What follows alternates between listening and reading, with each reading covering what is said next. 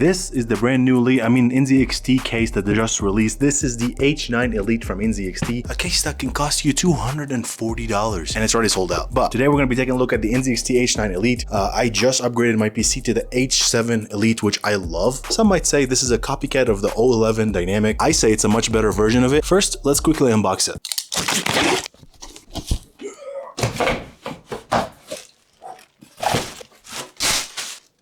There it is. So the H9 comes in two models, the H9 Elite and the H9 non-Elite, basically black or white. The prices are $160 for the non-Elite and $240 for the Elite, which is steep price for a case, honestly. First, I don't know why I'm on the ground, but let's cover what the difference between the $160 version of this case and the $240 of this case. So I have obviously the more expensive version, the $240. Basically, the top is glass, allowing you to display RGB from the top of the case as well. How would you do that, you might ask? Well, they included 3 of the brand new fans that they just released, the NZXT Duos, which the term Duos just talks about how the RGB is dual-sided. There's 2 RGB rings, 1 on each side, so regardless if you have the fan as intake or outtake, you'll be able to see the RGB. And those fans by themselves sell for $25 each, so you're getting 3 included of those. You also get a fan on the back, the 120mm fan, and you also get a hub in the back to control the RGB, all included in the price of $240. Now, let's compare this case, I guess, to the O11 Dynamic or O11 from LIAN LI. The biggest difference, as you can see over here, let me just remove this. Over here,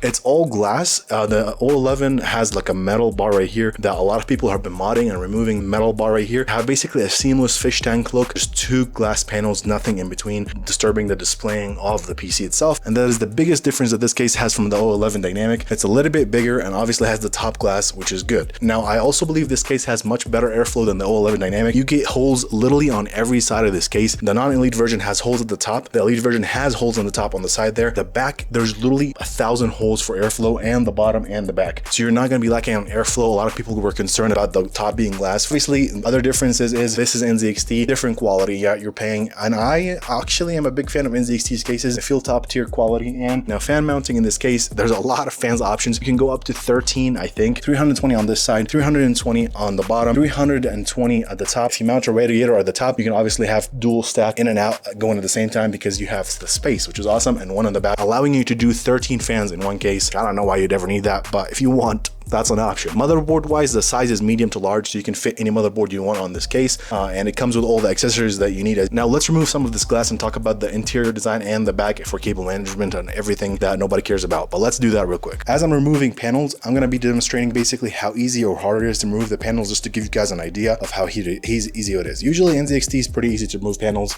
but let's test it out. Like most NZXT cases, there's a screw on the bottom, just a thumb screw, holes at the top right here, and there's pieces of plastic that go into the holes, and this is how you remove it. Yep, so this is pretty much it to remove the glass. 1 thumb screw, and that's it. I'm gonna assume the top is the same way too. Handle in the back right here, and this is all you have to do to remove the top panel, which is awesome, allowing you to remove the top panel completely, just like this. So the top right here, you have a mount for the IO that's actually all plastic or glass, I guess, so you can actually see through the fans. There's 2 thumb screws right here, and all you have to do to remove that is just pull, and you can see that it comes out. This is where you can mount your IO, 360mm on this thing. This is a really cool design. I've never seen this in a case. I think it's pretty cool. This is a side note. Inside of this box right here, they actually include another one of those plastic covers that goes on the top. So if you want to install a 280 instead of a 360 AIO, this is what you need. Now at the top right here, you don't get much connectivity. You get 2 USB 3.0 and 1 3.2.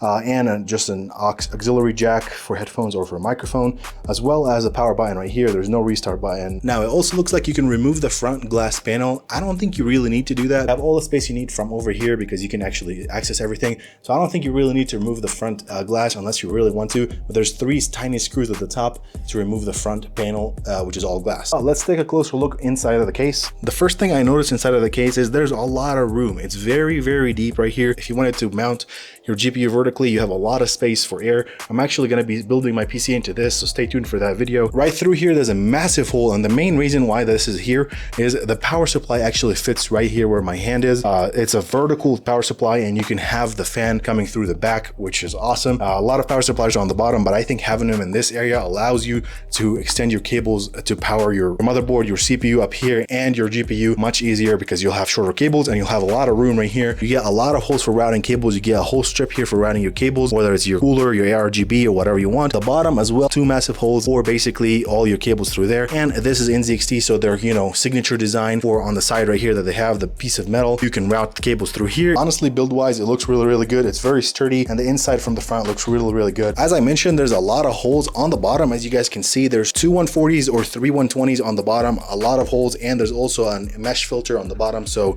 you don't have to worry about dust. Same with the back, there's a mesh filter as well. Now let's flip the case around and take a look at the back and see what it includes and what it has.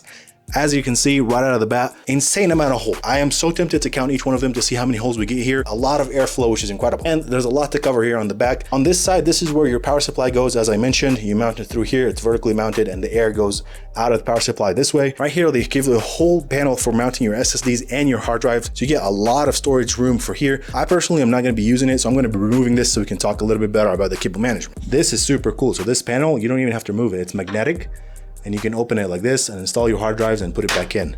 I'm gonna be taking it out completely because I don't need it. So this is a side note, but so far I'm extremely impressed with this case. You also get a hard drive bay right here. So removing these 2 panels gives me a lot of space for cable management. There's a ton on the bottom and a ton on the side right here. As you can see, there's a channel right here for routing all your cables. I always love this about NZXT. They include this in all their cases. You get the straps, the Velcro straps, put all your cables through it. You get channels up here for cable management. And as I mentioned, you get this hub. This is NZXT's popular hub that works with all their fans or AIOs. This is basically a 4-pin 12 volt for all their fans, hub included with the case. But having such a massive space in the back right here gonna make it super easy for cable management and changing things and upgrading in your case. So now that we've covered everything about the NZXT H9 Elite, here's my opinion. Honestly, I can't find anything that I dislike about this case. Everything's really high quality. The glass is high quality. It looks really good without even a build in it.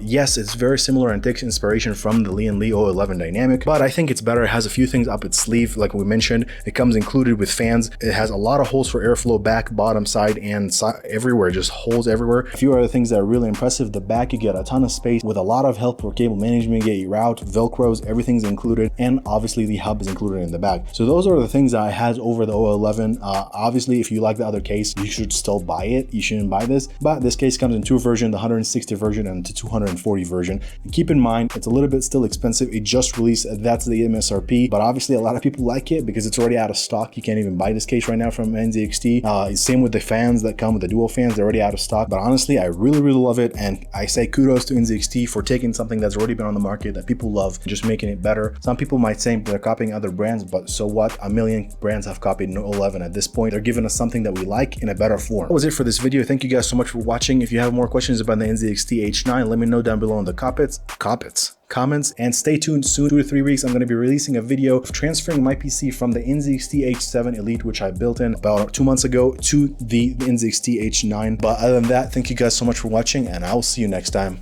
Goodbye.